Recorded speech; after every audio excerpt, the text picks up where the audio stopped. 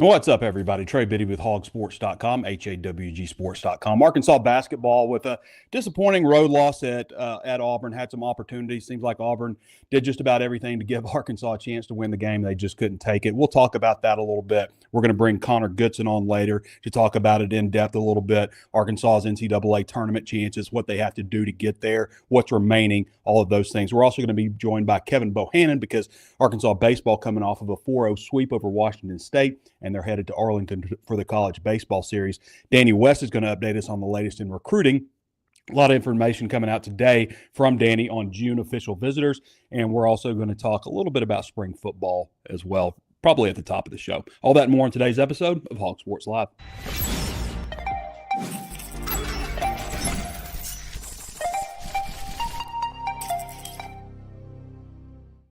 Plenty of ways to watch and listen to the show. Of course, we're always streaming on YouTube. Be sure to subscribe to the channel if you haven't done so. Set it to where you're notified anytime we upload new videos. And also on Facebook, where we have like 100,000 Razorback fans following us. We're streaming there. We're not streaming on Instagram today because I couldn't get it to work for some reason. And also streaming on my X channel. Hog Sports, I want to mention this because we've gone back to the dollar deal. So you can sign up at Hog Sports right now for $1 for your first month. And the cool thing about it is you try it out for a month, decide if you like it, you're going to. And if you do like it, then when you go to the regular plan, which is $9.95 a month, the next month, you will also get Paramount Plus for free. And you'll get that as long as you're subscribed to Hog Sports. Paramount Plus is usually $100 a year.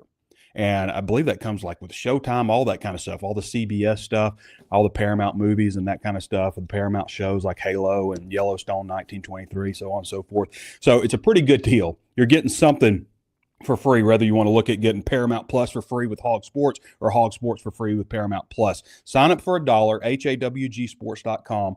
And yeah, if you like it after a month, we'll give you Paramount Plus for free for sticking around. In addition to all the great information you get. Spring football coming up. We're going to have great coverage of that. Hopefully everything will be open like it was last time.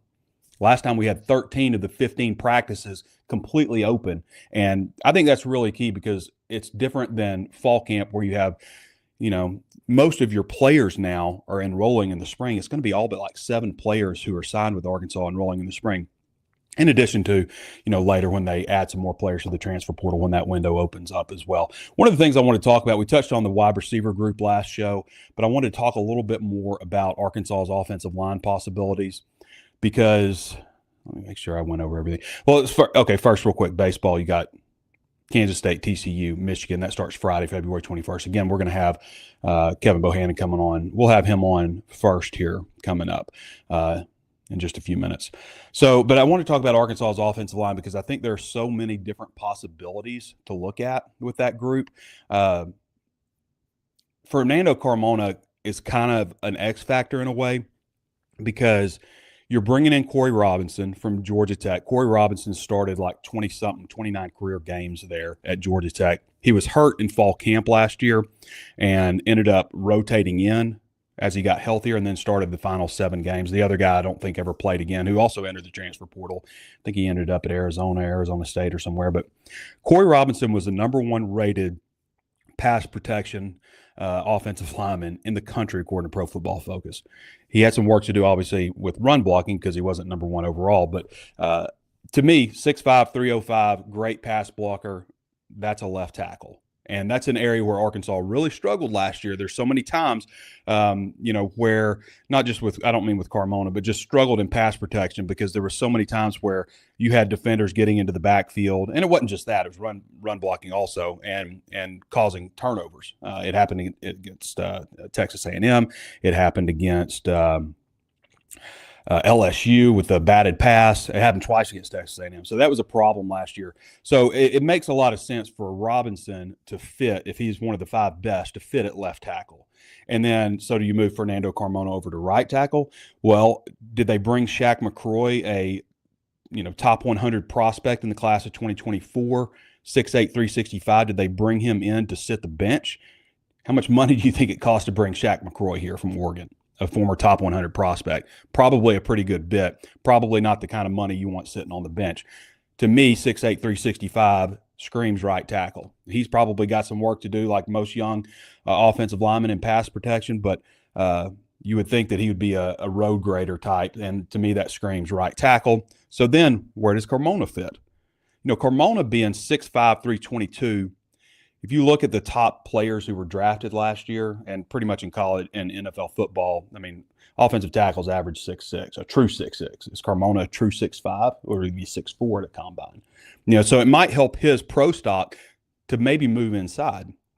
Does he fit better at center? Does he fit better at guard? What we know about Sam Pittman is he's going to try to figure out who's their best option at guard first.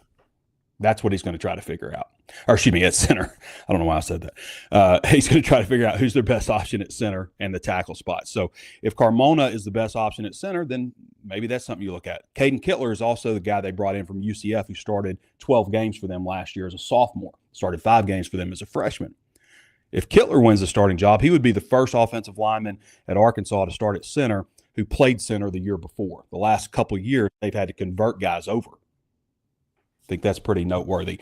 So maybe a little competition at tackle with Carmona, maybe a little competition at center with Carmona. That's just some whispers I've heard. I'm not saying Carmona's going to end up at center. He may end up at tackle. He may end up being the starting left tackle still. Then you got to figure out who your best guards are. After you figure out those 3 spots, then it's about what's our best 5. Okay, so here's where some good competition pops up. You've got a Marion Harris, who we know Marion Harris wasn't the 5th best offensive lineman according to Sam Pittman anyway, even though he was kind of a late addition to the starting 5. You got a Marion Harris, you got Keyshawn Blackstock, you got Kobe Brenham, possibly Fernando Carmona. Okay, so you're talking about maybe 4 guys competing for those 2 guard spots also. And that to me is the biggest difference with this offensive line and the progression versus what we saw last year and certainly the year before. Last year's offensive line was a subpar offensive line, and it was a massive upgrade from the year before. Bad, below average, maybe average this year, maybe above average. If you're an average offensive line in the SEC, around the country, you're probably pretty good. But can they be average to above average? And if they are, can that help take Taylon Green to the next level? Because the narrative has always been Taylon Green, year 2, Bobby Petrino is going to be a much better quarterback, year 2 in the system. But it's not going to matter without protection up front. So do they have that in order? I've said before, I kind of think this is kind of a money ball type of transfer portal haul. There's not just like this big, like, whoa, look at these studs they brought in from Alabama and Georgia and whatnot. Here's a guy that caught 60 passes last year at UAB. Here's a guy that caught, 1,500 yards worth of passes the last 2 years. Here's a guy, maybe if you say star power, Courtney Crutchfield. Courtney Crutchfield or Shaq McCroy, I guess. Those guys were top 100 prospects coming out of high school, but they didn't do anything. They didn't play last year. Anyway, leave me your comments here. Maybe we'll get to some of these topics. I want to bring in Kevin Bohannon because Arkansas baseball just wrapped up its first opening series and got a big deal coming up. Kevin, how's it going, man? Hey, it's going good. If it would warm up a little bit, I'd be even better. You're a little dark where you are. I can, like, from the light coming through this window, it's like lit everything up in here. So the lighting's a little bit different in here than it normally is. First of all, Kevin, I want to get your thoughts on the 4-game sweep over Washington State. What'd you think of how everything went? I thought overall I'd B-. So Brent Iredale did a great job. 2 home runs, 9 RBIs, hit 467 on the weekend. The only game they were in jeopardy of losing, they made 2 errors in the top of the 10th, and that really could have cost them a game. That's something that Coach Dave Van Horn really wants to shore up this weekend. He thought the outfield, the reads needed to be a little bit better, the angles, positioning, and that comes with time, knowing your pitchers. And with somebody like Gage Wood and Gabe Gackle on the mound, those guys, Gage Wood averaged 95.7 miles per hour on a fastball this weekend. Outfield didn't think that they would pull many balls. Well, they gave up a triple, and that led to a sac fly that gave up a run early in the game. So there was a lot of good things, but some things they need to work on. But that's good in the first week. You don't want to come out the first weekend and just play lights out. So I think they still need to figure out who's going to play first base. And Rocco Pepe had a tough start to the year. So did Kendall Diggs. So did Nolan Sousa. coaching staff didn't panic, though. So we'll see more this weekend, and I'm sure we'll see a few more arms out of the bullpen as well.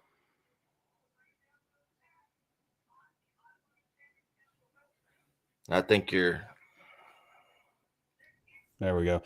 So first of all, for those wondering, Arkansas playing in the college baseball series this weekend in Arlington at Globe Life Field. They'll start things off. This is available on Flow Sports, so Flow College. You need a subscription. Don't get tricked into signing up for the year subscription at the big discount. Yeah. You just need to sign up for the monthly deal. Okay, don't get fooled by that. A lot of people do. Oh, well, the yearly is cheaper. You're not going to need the yearly because you just need it for these 3 games this one weekend. So Arkansas plays Kansas State at 7 o'clock. They play TCU, number 22 TCU. Kansas State, I believe, was like 1-4. TCU, I believe, is 4-0. They play them on Saturday at 6 p.m., and then they play Michigan, who's also 4-0, on Sunday at 11 a.m.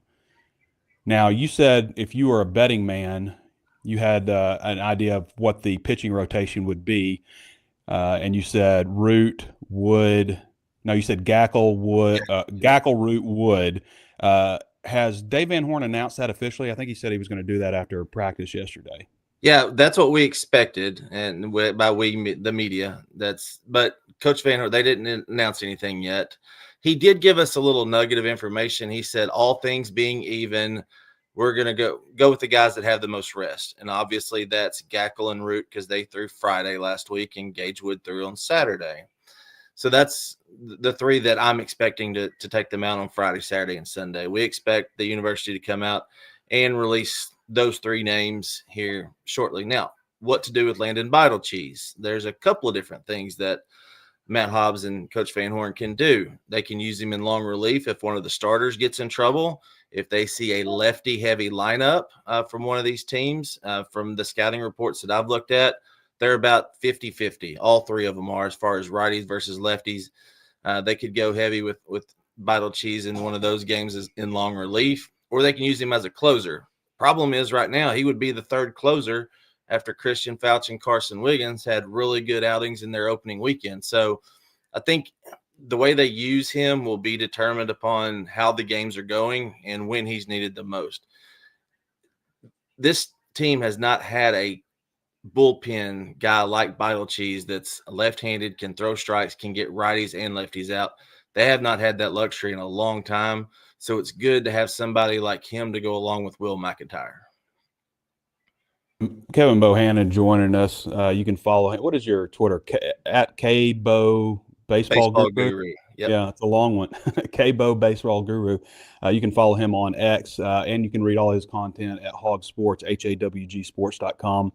He does a great job breaking down the games and previewing them as well. So right now I was looking at Bet Saracen. Speaking of a betting man, I was looking at Bet Saracen, and Arkansas is minus 525 against Kansas State, and Kansas State is plus 350. So obviously, again, Arkansas is 4-0, ranked number 5 nationally. K-State, I believe, isn't that right? They're 1-4.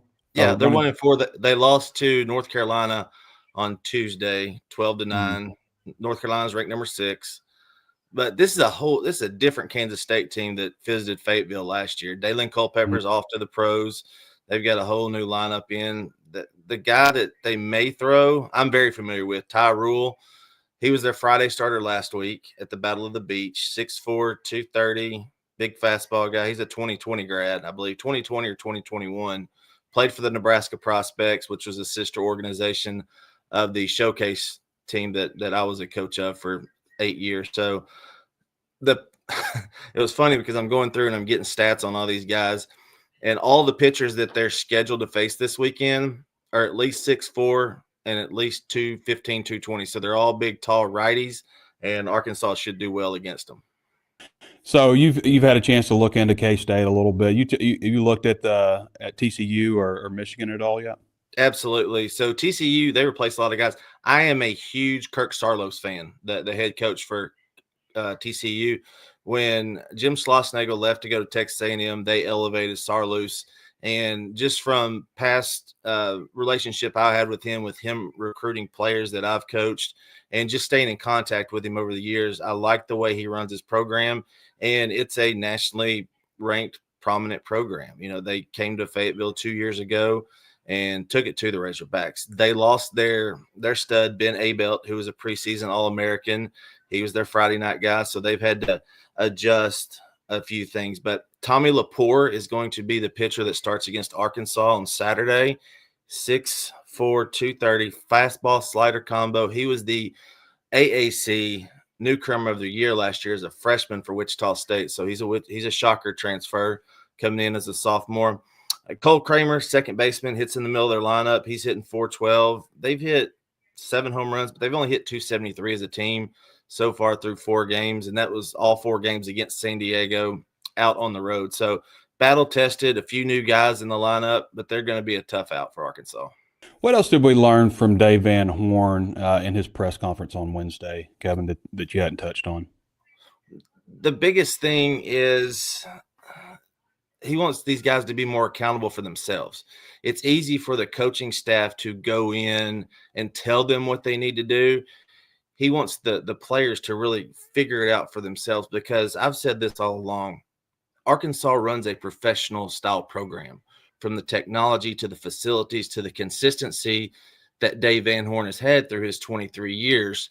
It's an expectation of the players. And when you have so many new guys come in, whether it be from the portal or the high school ranks, that's the thing that takes a little bit longer, is for those guys to figure out how to be accountable for themselves earlier on in the season. So the quicker they can pick those things up, they can police themselves, be my brother's keeper, move on, and win more games. All right, Kevin. That's great stuff, man. Really appreciate you. Everybody, you should look forward to Kevin's coverage of the college baseball series coming up, and his previews of the game that are coming up, and a lot of great coverage. We're excited to have Kevin as part of the team over at HawgSports. Again, you can read his stuff at KBO Baseball Guru on X. And, of course, all of that's going to take you to links at hawgsports.com, HAWGsports.com, where, again, it's $1 right now for your first month. Right. It's just $1 for your first month. And if you like it, pay full price, $9.95 a month. Get Paramount Plus absolutely free for as long as you're subscribed. So, heck of a deal. Appreciate you, Kevin. Thanks, Trey. All right, everybody. Kevin Bohannon, great stuff from him. Does a wonderful job for us. Look how – so I've got you can't see, but I've got a window over here. Look how much brighter the background and everything is just from the snow. But we got our driveway shoveled out, and we've got we're mobile, but man, the streets, the last I was on them, they were just a sheet of ice still. So probably another day without school. By the way, I wanted to mention happy birthday. My daughter Annabelle is 12 years old today, and she's got some friends over right now. So if you hear any racket upstairs, that's them. Want to switch over to Connor Goodson now. If you don't follow Connor Goodson, you should be. You can follow him at Connor Goodson, easy, CONNOR Goodson on X. He's the Hog basketball expert, and has been covering this team since last year, and does a great job for us. Connor, how's it going, man? Appreciate that glowing endorsement, Trey.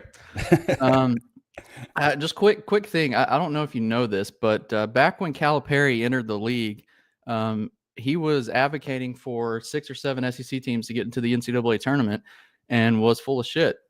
But now he's not, because the SEC is that good, and I didn't know if you knew that, or if our wonderful audience knew that at all either. Because it seems like every post game, someone asks about the strength of the SEC, and it's a little annoying to waste one of your few questions with Calipari on the strength of the SEC. I could literally print out transcripts and pass them out at press conferences if we're going to do that every time. But that's my one little rant to start the day. So I'm going to have to put a language warning on this video now, Connor. Oh, my bad. Sorry. All right. So the filter isn't up yet. Arkansas actually went up a little bit in the net rankings. They're 40th right now. None of this means anything unless they can win some of these games coming up. Yeah. And there are possibilities with all of them. They can win every single one of these games that are remaining. The problem is they've had an issue closing teams out here lately, and Auburn gave them every single opportunity to stay in the game and win the game. But they went 7 of 14 from the free throw line. They got a big 0 from Big Z, and you're not going to win when that kind of stuff happens. I mean, Z's jacking up. He had at least 2 air balls in the game, Yeah. including a big one late when they were down by 5. Which Calipari said after the game that they didn't need that. They didn't need that shot then. So a buddy of mine, I had some people over watching the game last night, and a buddy of mine said this, and I ended up tweeting this out, but he said, if you took the top 25 transfer portal guys from last year and said, pick 2 who are going to be the biggest disappointments, what are the odds that they'd end up on the same team? It's number 3, John L. Davis, and number 17, Jonas Adu. In my opinion, Davis has been better than Adu has, but yeah, he came to life there a little bit towards the end. But yeah, to your point, you're not getting any juice from those guys who are, and I hate the whole pocket watch thing where people are like, well, you're getting paid how much in NIL? I don't necessarily like doing that and like calling people out for getting paid. It's good that they're getting paid, but it does, kind of just harken back to like this whole, like, is it worth paying these guys that much money to when you're not sure how they're going to gel? And it goes back to Calipari not having time to put a team together. Do you think that if they're healthy, that these guys are going to be better than they have been? Like, it all stems, I think, from the 9-man rotation. And I think that Calipari knows that was wrong, but these guys don't have any incentive to play good. Like, because they know that even if they're playing, even if Z goes out and puts up an offer, even if, Jonas Adu has a Tony Snell stat line where he plays 20 minutes and doesn't record a single stat, like, even if he does that, he knows in the back of his mind, well, who are they going to put out there besides me? Like, someone's got to go give Z a breather. Someone's got to go give Thera a breather. And they're not going to put Lawson Blake. They're not going to put Melo Sanchez in the game. Like, so your hands are tied at this point, because it's like, who do you play? Besides these guys, you have to play them. And, like I said, I don't like the pocket watch, everyone saying, well, they're getting paid $1.5 million. It's like, I don't necessarily like, doing that. But at the end of the day, you are getting paid. And like I said earlier this season, what Rick Barnes' comments were, we're paying you to do something. So you do need to be held more accountable than if you were just at school in the old days and you just received a scholarship. Like, I think that there's a thin line right there where you have to hold these players accountable. And when you're not, it's usually in the old days, and in most cases, you bench guys. But Arkansas doesn't have anyone to bench. Like, they don't have anyone to replace, because Calipari only has 9 playable guys on his roster to start the season. You lose 1 in Boogie, and now you're down to 8. And so it's like, where do you go other than it's been bad. It's been a bad decision. You would think from his 30+ years of head coaching experience that he would have known that you need competition and you need players to be able to have competitive scrimmages. From the time of like we don't have enough players to be scrimmage, all the way to like, who do you bench? All of that. To be fair, there were other coaches in other programs that were, when he announced this, it's like that they were doing the same thing, because they thought it was a great way to, one, save on NIL, where you're not having to pay 12 guys and you can afford to pay more, not like, give more money to the guys at the top of the roster. But there was also, that neck of the woods where it's like, well, I'd rather have depth, and what if injuries happen, because injuries do happen. And especially at a place like Arkansas, where, you can go through the annals of history and see the injury luck that has been up in Northwest Arkansas. And you can tell that, like, maybe we should be a little bit more safer with this, our first go around. But yeah, it's been tough. And despite all of that, this Arkansas team has had chances to beat elite competition. And it's just, that is the frustrating thing. And it's like, I wrote it in a piece I had this morning, and it's like this team plays whack-a-mole with their demons. Like, if it's not turnovers or guard play one game, it is 3-point shooting, free throw shooting the next. If your guards show up one game, your bigs are going to go 0-4 and be no-shows. If your bigs show up, your guards are going to go like 5 of 28 and have like 4 assists total between the 3 of them. And they're going to rack up turnovers, and it's just not going to be good. They can't put a complete game together. And that is what is so frustrating about watching them, because they have the DNA and like the makeup of a good team. You see this team in stretches, especially on the defensive end. They are an elite defensive team. I believe they're now 18th in defensive efficiency in KenPom. Like that is unheard of, almost for a team that is fighting for its bubble life to be that good defensively. They just, for so many long stretches of games, they just can't figure it out offensively. They don't know who to go to. And it's just, that's the frustrating thing is that, like I said, it's like playing whack-a-mole. It's like, if it's not one thing, it's another. You're trying to plug different holes and stuff. And it's just like, it just keeps, it's always something that comes down to the wire and keeps them from executing down the stretch of games. And that's the frustrating part, I think, for us and Razorback fans right now. Yeah, well, they did put together a complete game against Kentucky, I would say. They did. It has been a little bit since the Kentucky game now. And just the remainder of the schedule, you've got Missouri coming in here Saturday. To me, that's a huge – they need to win that game. You've got a ranked team coming in here to Bud Walton Arena that you can beat. You've shown that you can compete. You just got to figure out a way to fit. You can't go 50% from the free throw line, those kind of things. You got Texas coming in after that on Wednesday in Bud Walton Arena. Then you're at South Carolina. Again, that's a game. What is that going to be? Is that going to be a quad 3, quad 2? It's a quad 2. It's a quad 2 right now, but I think if South Carolina falls to like 91 or something, it'll be a quad 3. So it's possible that it could be, or maybe it's a little, maybe Texas has the possibility. Texas is 35 right now on the net. So if they can get down to 30, that would be a quad 1. But if Arkansas beats them, that would hurt their their chances. At Vanderbilt will be quad 1, and then they've got Mississippi State in Bud Walton Arena to wrap things up. So they're down to the final stretch. We're talking 16 days of the regular season left with these games remaining, with these 5 games, and they can win them. They can win all of them. Yeah, they could go 5-0. It's unlikely. It's unlikely, but this team is good enough to go 5-0. They are good enough individually. When you look at each game individually, they're good enough to beat each of these teams. That doesn't mean they're going to have 5 great games and win them all.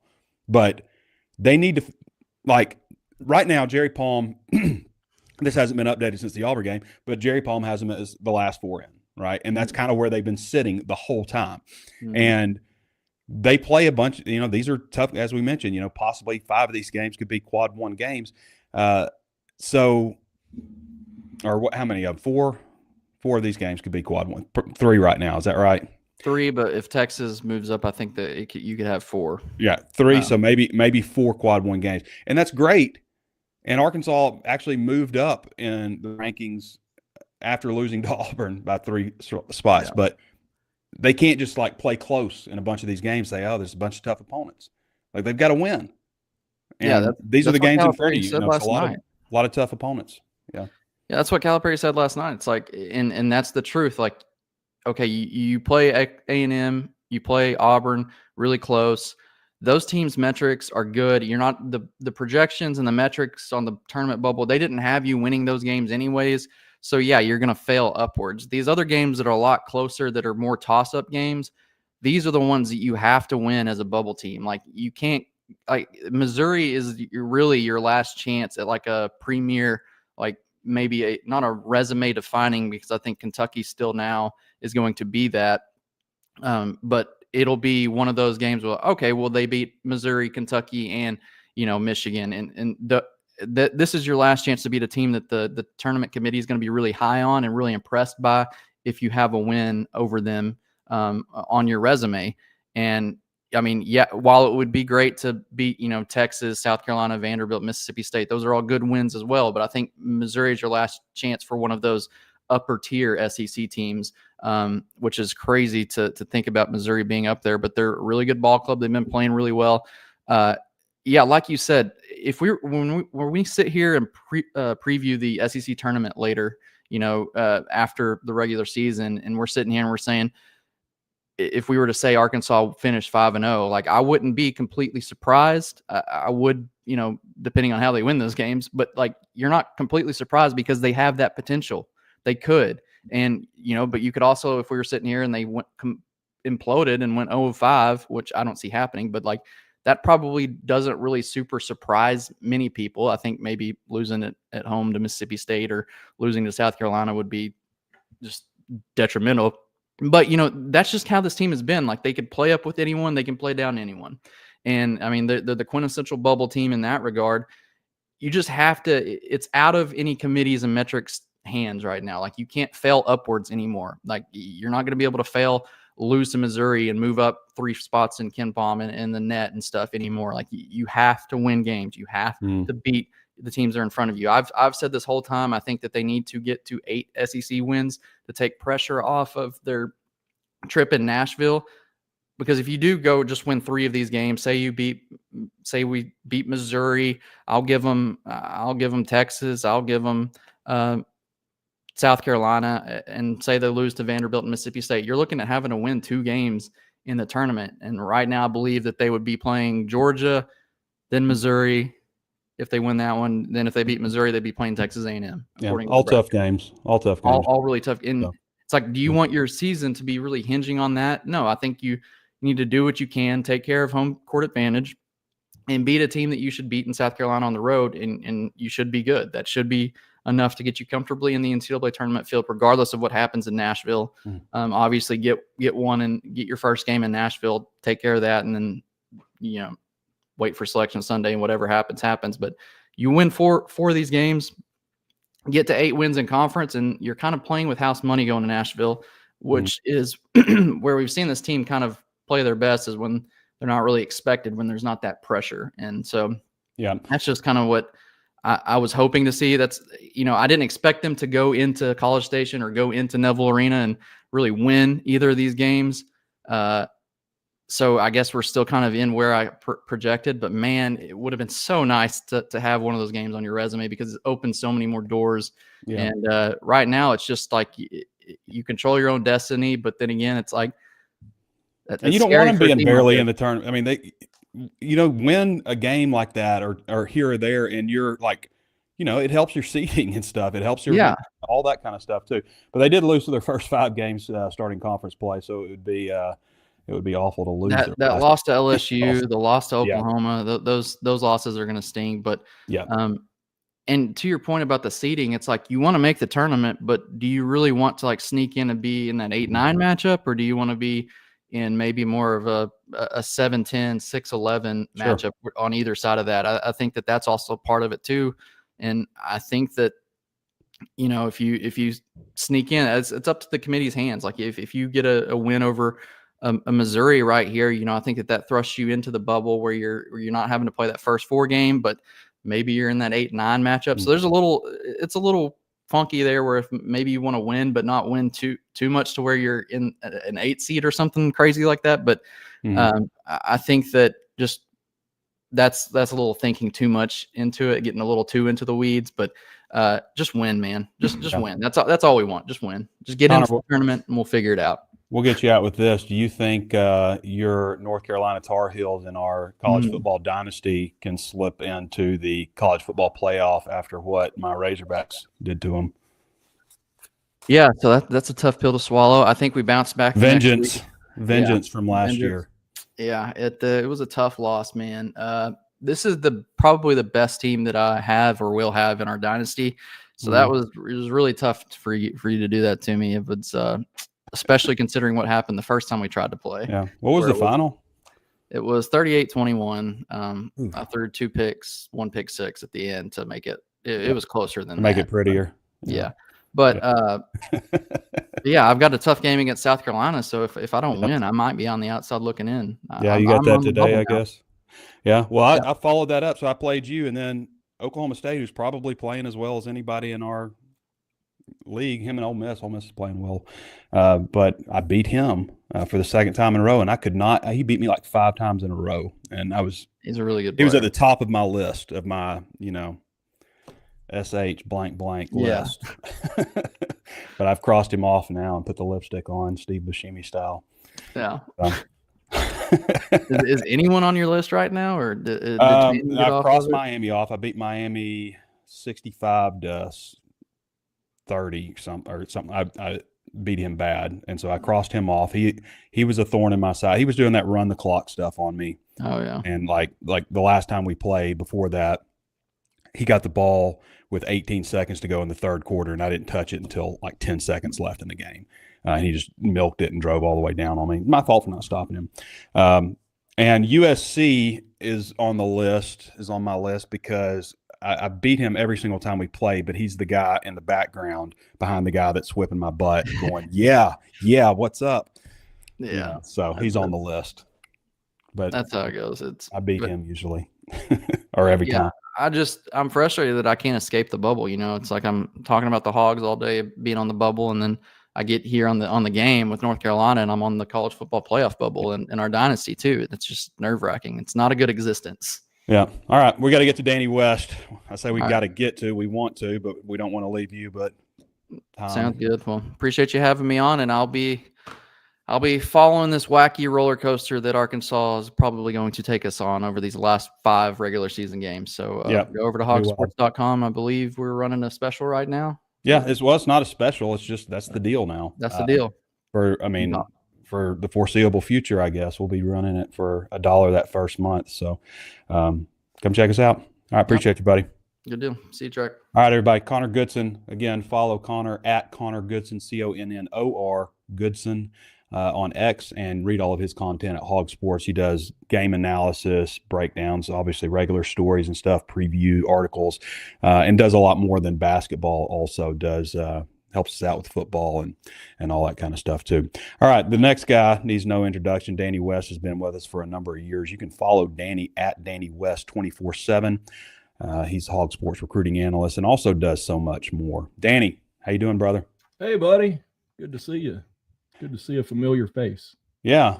How you feeling? You were maybe the last one of us to get did you get the flu? You got the flu, right? I don't know what I had, buddy, but it sucked. I mean, it was awful. But yeah, I think I'm good now. I'm shaking back. I picked up the flu again, first year in like 12 years. I didn't get the flu vaccine, which I normally get, obviously, ever since a buddy of mine was in a coma for 2 months from the flu. Still around, by the way. But we all made a vow to get the vaccine after that. And I did not do it for some reason this last time. And man, I never get the flu either. I don't know that I've ever had it in my adult life, but it knocked me off my feet. And I just the residual for like a whole nother week after it in my lungs and stuff. It's just like no energy. No energy. And it went through us, all slowly. So we're, everybody's dealing with it. Daughter, wife, me, all at different times. So, but I easily got it the worst, which my wife reminded me several times that I'm just weaker than her because she was like 4 days and done. So Danny, switching over to recruiting, you had a little bit of information on June visitor. Remember when June was quiet? Right. Maybe camps and stuff. That's about all that was going on. I remember. And now you've got official visitors, and they've been doing that for a while now. It's not like something new anymore. Yeah. But you had a little bit of information on some visitors coming in. Yeah. Right now it is pretty dead. You talk about months. February used to be pretty busy, and now it's just dead, man. I asked a coach a couple of weeks ago. I don't even have signing day anymore, really. I mean, nothing an afterthought. To look forward to. It's really all about new offers and official visits being set now, and that's pretty well where it's been for the last few weeks.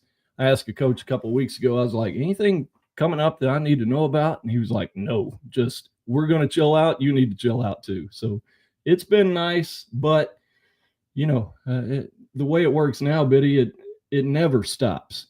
February has turned into official visit schedule month, and we're sitting here looking at almost 24 names already for Arkansas, and that's 3 months out, and quite a list already. I'd like to talk about some of these guys today, Trey. I feel like some of them we haven't talked about enough. Yeah. And now that they're now that they've set visits, we'll just start with Xavier Payne. He's a 3-star offensive lineman tackle out of Orlando, Florida, Jones High School. It's always a powerhouse, a big producer of talent. He committed to Florida State on, early December. Mateo's been on him for about a year now, offered last May. He'll be coming in May 30th. Javon Gilmore, your quarterback commitment for 2026. He'll be in that weekend. Bryce Gilmore, no relation, is maybe the highest rated highest rated recruit coming in for an official so far. He's 182 nationally. offensive tackle. Danny, real quick on Gilmore. There was somebody, it might have been somebody from On 3, I think, but was talking about Gilmore as maybe like a dark horse 5-star candidate. Did you see that? You mean Bryce? No. Javon. Okay. Yeah. Nice. Quarterback. Hey. Man, we skipped right over Javon. Like, he's been committed for several months now, but we've got him as a 3-star. He's a composite 4, been committed for several months, but 5-star might be a bit much. That might be a mouthful, but man, I could see 4, across the board. Well, I mean, 6'5", 195, Yeah. He's got a lot of physical attributes. So yeah. Anyway, Bryce Gilmore is no relation to him, but he's the 4-star offensive tackle out of Prosper, Texas. And this is one, Bud, that we've talked about for a while and probably will. Mateo's just been all over him for forever, been down there to see him every chance he's gotten in the contact period, which just ended a couple weeks ago. And Bryce is, his dad played 8 years in the league as a receiver. He is one of the top 5, right now in mid-February, top 5 guys that we're going to be talking about for months, probably, if I had to guess. Mike Brown, we've got him as a 3-star. Trey, he's a composite 4-star receiver out of Spring, Texas. Legacy School of the Sciences down there, 4-star composite, 5'11", 175. He's got offers from Bama and Texas and Ohio State, and you don't need to say much more than that. But at least he's coming in for a visit that first open weekend, and it's really technically May 30th through June 2nd. And then you've got Tucker Young, the Hot Springs Lakeside offensive lineman who's committed to Arkansas. He's a 3-star. And another Xavier Harmon. I like this kid a lot too, Trey. He kind of reminds me a little bit of Nigel Pringle, the corner that they just signed out of Texas in this 25 class. Xavier Harmon, similar build, 6'2", 183. Good offers, kind of like Nigel had, kind of the same range offers. Utah, K-State, Arkansas, of course, he'll be in that first weekend. And that's really we could stop there. That's 6 for the first weekend, but then you've got 3 the following weekend. You got 4 more for June 13th through the 15th, and people can, check this out on HawgSports. And June 20th through the 22nd, that kind of looks like that's going to be their grand finale. A little bit different deal this year. They've got they changed the recruiting calendar, so the final week of June is now dead, and that helps me, but it kind of moves everything up. So that final weekend will actually come June 20th through the 22nd. We've got 9 guys lined up right there. A couple of 4-stars I will throw in there for that final weekend. Colton Yarborough, he's a edge rusher, 4-star out of Durant, Oklahoma, been committed to Arkansas for several months. Ja'Cory Smith, 4-star linebacker out of Parkview. He's coming up that weekend. It wouldn't shock me if TJ Hodges, out of Mark Tree, the 4-star running back, wouldn't shock me if he circled in for that weekend too. So a lot of names. February is kind of slow, like I said, but visits are starting to pile up, and it'll be here before you know it.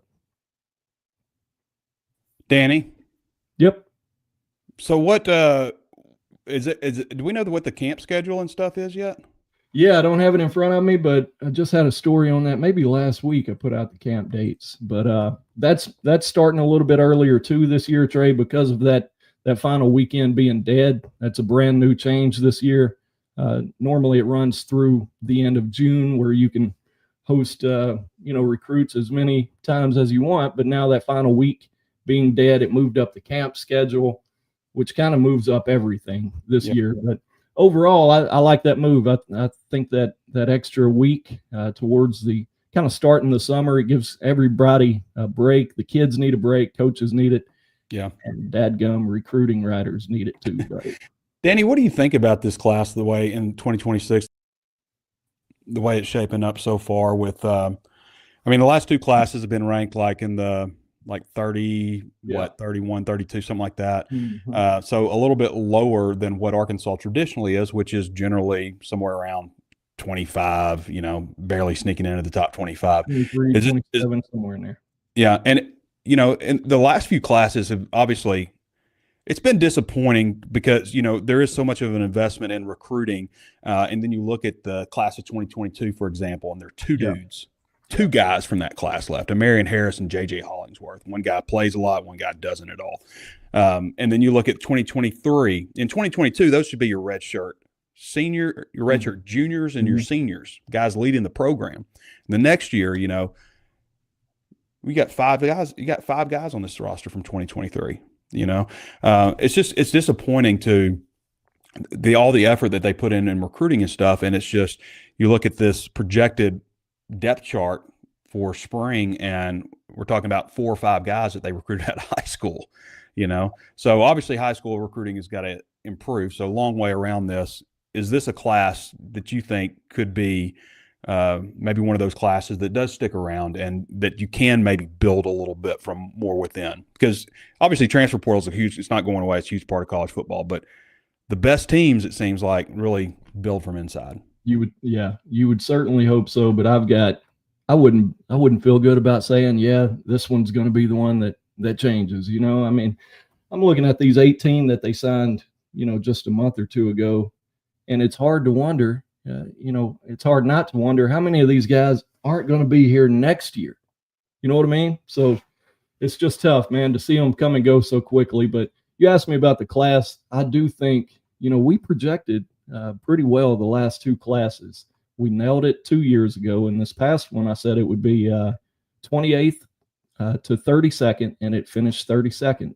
This 2026 class that they're getting ready to go into now, I think it's got potential to get back in the 25 range, top 25, and I think it will. Now, some of that's going to depend on Bryce Gilmore and Ja'Cory Smith and some of these type of dudes, but a lot of times Arkansas is finishing 30 and 32nd because of maybe 1-2 guys that didn't come, so that's how marginal it can be. And it just seems like this 26 class had a really good early foundation. And we're talking 2 years ago, we were talking, about this class having potential, and it's probably not going to be a top 20 class, Trey, but I do think it's got top 25 potential and probably gets back to exciting fans a little better. They're going to pull some big fish. I just don't know which ones yet. There's a lot of storylines about this class because, there's some trends developing over the last 2 where you've gone out, you've got some good 4-star defensive linemen. We don't hardly ever see that from Mississippi and Alabama and, the true Southeast states. You talk about Travis Williams and what he's been able to do going into the extreme Southeast part and pulling out 4-star linebackers. Can that continue again this year? So the quarterback, we'll see. You talked about the ranking there. There's quite a few of those guys highly rated, and that's typical Arkansas. There's going to be a bunch of 87s, 88s that might have a chance to move up and become a 4-star. And I'm seeing a lot of those on this commitment list. Adam Austin would be one of those. DeQuain Prevost, Tay Lockett is right there on the border. Mm-hmm. I think Jack Duckworth, 85, that's a fun name that Roger Scott and I will have fun with, I'm sure, on Friday morning. But Jack Duckworth is only rated an 85. I would have him in that same 87, 88 range personally. Mm-hmm. I think so there's a lot of those, and it's going to depend on how many of those elevate their own ranking. But I do think this class has potential. As far as sticking together, I would have no confidence at this point in saying any class is going just based on history. Yeah, recent data. Yeah. It doesn't make you feel all great about it, but hopefully they will. Yeah. Well, Danny, I like, as frustrating as the transfer portal and NIL are for fans, I think, I think, like, you made a good point the other day on our Razor's Edge message board, just that, Ole Miss, they're probably enjoying, how things are going right now. And it's just, Arkansas was never going to overcome its limitations geographically in recruiting had things stayed the same. And I've made this point before, but you look at Auburn and how many 250,000 plus cities are around Auburn, Alabama, from Tallahassee to Atlanta, Birmingham, like there's a lot of big cities around there. You look at Arkansas and like within 2-hour radius, it's Tulsa. That's it. And that's it. Ain't no 5 stars in Joplin, baby. Ain't no 5 stars in Joplin. It sounds like a country music song. So we'll talk to Joe about that, see if we can get one whipped up. Yeah. There's the transfer portal in NIL is Arkansas's, as frustrated as people may be with it, it's Arkansas's path to overcome, because people don't ask, like, their first question isn't how the facilities or, you know, what's this like, what's playing their question, one of the first ones is, how's the money look? And that's where it ends a lot of times. Yeah. And so, like, if you can overcome the geographical issues, which are now possible, you just have to embrace NIL. And I think part of it for people not wanting to donate to Arkansas Edge is they like want to see results first. So it's a chicken or the egg type of situation. Sure. They don't have confidence in the leadership, but the leadership is never going to do well without NIL, and you're never going to hire a new coach who is worth his salt, who's produced, if the NIL situation, that's right, you know, doesn't look good any, you know, and revenue sharing is going to help all that stuff. But because I do feel like they're able to donate more to football than they have to donate to basketball, because basketball's, you know, taken care of a lot of way through NIL, whereas football needs that revenue sharing model more. I would totally agree with that. You brought up what I said on the board, and people, you know, kind of get taken aback by it, but Arkansas has never been, and this is crazy to think about, but we just, you know, as you talked about there, this is as close a national championship has been within reach since the 60s, if you think about it like that. Because it's really up to you. If you want to pay enough and go out and build the best roster you can, there's nothing keeping you from doing it. Yep. And so they've taken 12 teams in that playoff now, and there's talks that they may be talking about 16. I think that's where we're going, because who's talking about it? It's the SEC and the Big Ten, and that's who's in charge. So we'll get to 14 or 16, and at that point, man, you're only looking for 9-3, the right 9-3 to get in, and once you're in, you are officially playing for a championship. So when you look at it like that, I mean, I know it's easy for everybody to say college football is ruined. You know, the rules have changed, and I'm not interested, and it's hard to. Well, it's up to y'all. Like it doesn't have to be that way. Yeah. It's unfortunate that you have to ask fans, but that's what everybody's doing. Yeah. Everybody's asking their fans. I mean, if you told fans, like you said, and that's I think part of it too. Like if you said, if you donate, like the diehard Razorback fan, if you donate $50, $100, say $100, you donate $100 a month, and we can guarantee Arkansas will win at least 9 games. You know, I think a lot of people would do that. $101 for 9. Problem is you can't guarantee it. No, you can't guarantee it. Yeah. All right, Danny. Appreciate you, man. Yeah, man. Good to talk to you. All right, everybody. That's Danny West. Follow Danny at Danny West 24/7 on X and read most of his content, all of his content on HawgSports.com. Most of it is VIP, so you do need a VIP subscription if you want to follow along in recruiting, engage with Danny on the Razor's Edge message board, get your questions asked.